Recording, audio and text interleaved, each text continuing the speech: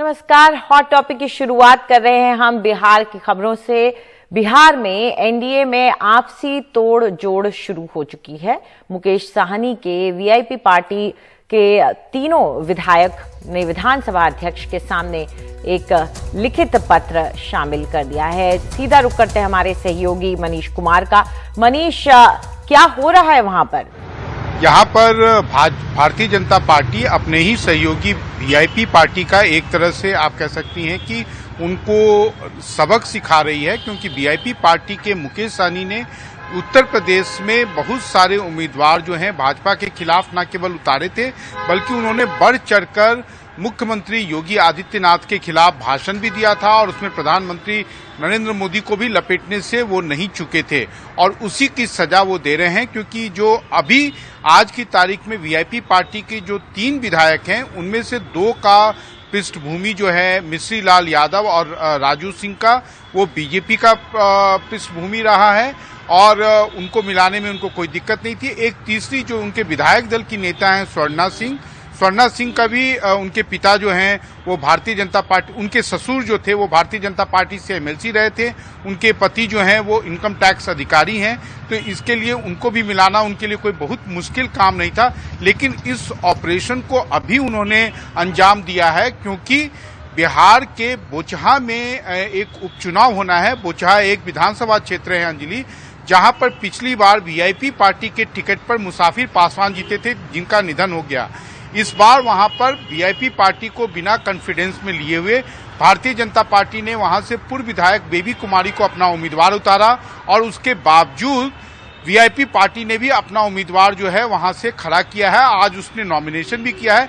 तो उसी के बाद भारतीय जनता पार्टी ने जो उनके विधायक दल को तोड़ने की एक तरह से औपचारिकता थी, क्योंकि ये तोड़ना उनके लिए बहुत मुश्किल काम नहीं था, तो उस औपचारिकता को अभी पूरा कर दिया है। लेकिन इस पूरे काम में जो है अंजलि, बिहार के दोनों उप मुख्यमंत्री जो बीजेपी के तारकिशोर प्रसाद और रेणु देवी और भारतीय जनता पार्टी के बिहार इकाई के अध्यक्ष संजय जायसवाल भी आज स्पीकर के चेंबर में मौजूद थे।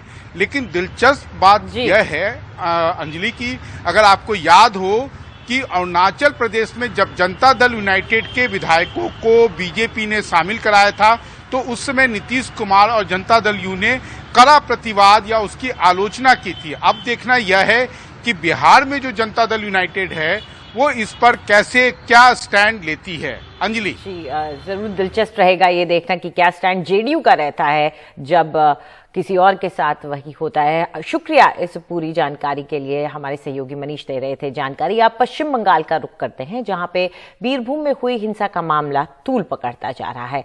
बीरभूम के रामपुर हाट में कल सुबह दर्जन भर घरों में आगजनी की गई, जिससे 2 बच्चों समेत 8 लोगों की जलकर मौत हो गई। एक स्थानीय टीएमसी नेता की हत्या के बाद ये हिंसा भड़की। आज बंगाल से लेकर दिल्ली तक इस हिंसा को लेकर राजनीति गरमाई रही। वहीं मुख्यमंत्री ममता बनर्जी और राज्यपाल के बीच काफी तू-तू मैं भी हुई। इस बीच कोलकाता हाईकोर्ट ने इस मामले में कल स्टेटस रिपोर्ट तलब की है। साथ ही कहा कि कोई भी सबूत नष्ट नहीं होना चाहिए। हाईकोर्ट ने दिल्ली से फोरेंसिक टीम भेजकर नमूने इकट्ठे करने के निर्देश भी दिए हैं। इस बीच प्रधानमंत्री नरेंद्र मोदी ने इस घटना पर दुख जताते हुए आज कहा कि उम्मीद है राज्य सरकार दोषियों को कड़ी से कड़ी सजा दिलाएगी।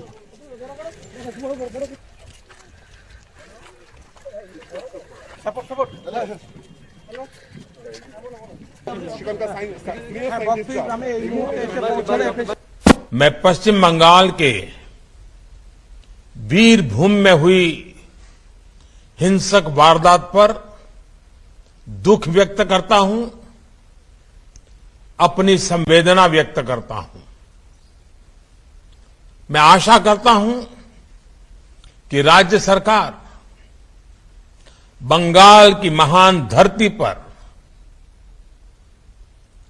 ऐसा जघन्य पाप करने वालों को जरूर सजा दिलवाएगी। मैं बंगाल के लोगों से भी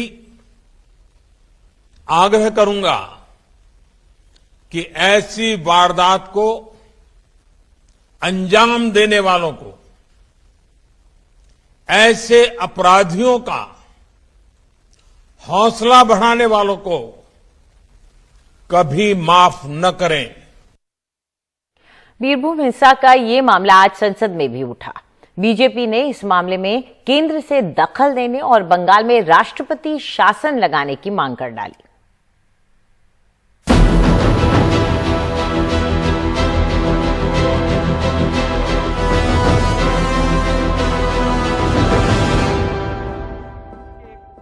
बीजेपी ने बंगाल में हुई हिंसा का मुद्दा लोकसभा में उठाया। बीजेपी सांसदों ने संसद के बाहर गले में पोस्टर लटकाकर विरोध जताया और केंद्र से दखल की मांग की।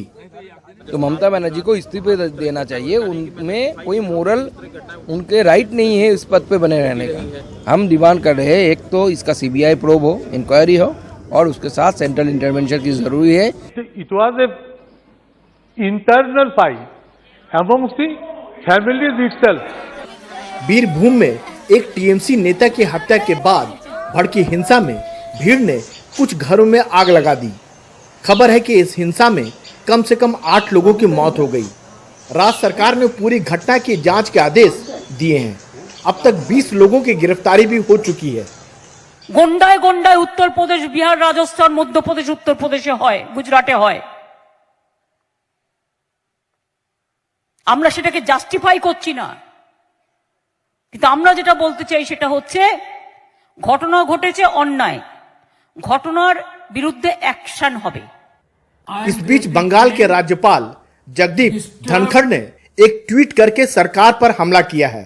भयानक हिंसा और आगजनी की घटना से संकेत मिलता है कि राज्य हिंसा की संस्कृति और जंगल राज के हवाले है। अब तक 8 लोगों की जान जा चुकी है। इस बारे में चीफ सेक्रेटरी से मैंने रिपोर्ट तलब की है। मेरी संवेदनाएं पीड़ितों के परिवारों के साथ है। हालांकि यह तो जांच के बाद ही पता चलेगा कि यह मामला आपसी रंजिश का था या फिर इसमें कोई राजनीतिक साजिश थी।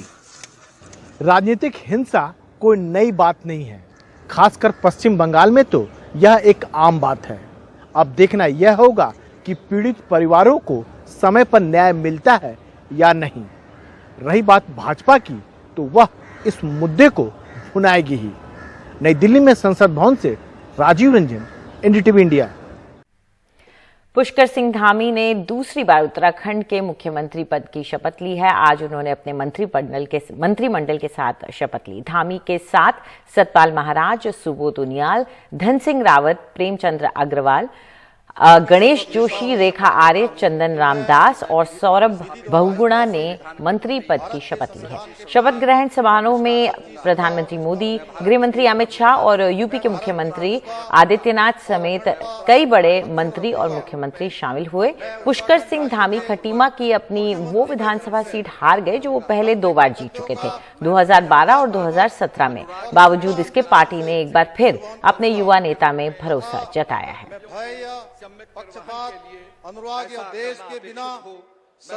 सरलीकरण का मंत्र, समाधान का मंत्र और निस्तारण का मंत्र, ये मंत्र लेकर हम पूरी पारदर्शिता के साथ चीजों को सरल करेंगे। हमारी सरकार लोगों के गांव-गांव तक जाएगी, घर-घर तक जाएगी और जो भी अच्छे समाधान हो सकते हैं उन समाधानों को करेंगे।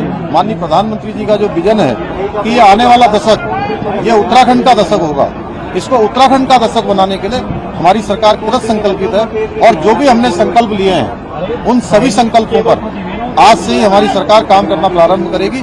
कल हम कैबिनेट की पहली बैठक करेंगे, उसके माध्यम से आप सबको बहुत सारी जानकारी। सर उत्तराखंड के इतिहास में ऐसा पहला शपथ ग्रहण समारोह हुआ है, इतने मुख्यमंत्री आए, खुद प्रधानमंत्री मौजूद रहे।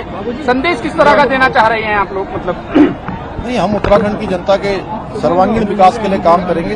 माननीय प्रधानमंत्री जी के नेतृत्व में, उनके निर्देशन में जो भी यहाँ पर योजनाएं चल रही हैं, पहले कभी ये योजनाएं चली नहीं है, उन योजनाओं को सीधे सीधे धरातल पर पहुंचाने का काम होगा।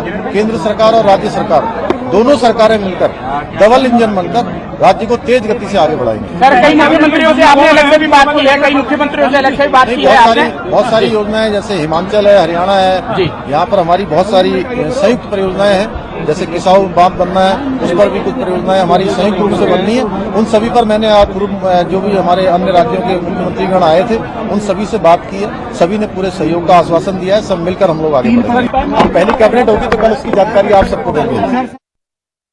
देश में बने एडवांस्ड हेलीकॉप्टर MK3 को आज रामेश्वरम में नौसेना के बेड़े में शामिल किया गया। यह हेलीकॉप्टर हिंदुस्तान एरोनॉटिक्स लिमिटेड ने तैयार किया है।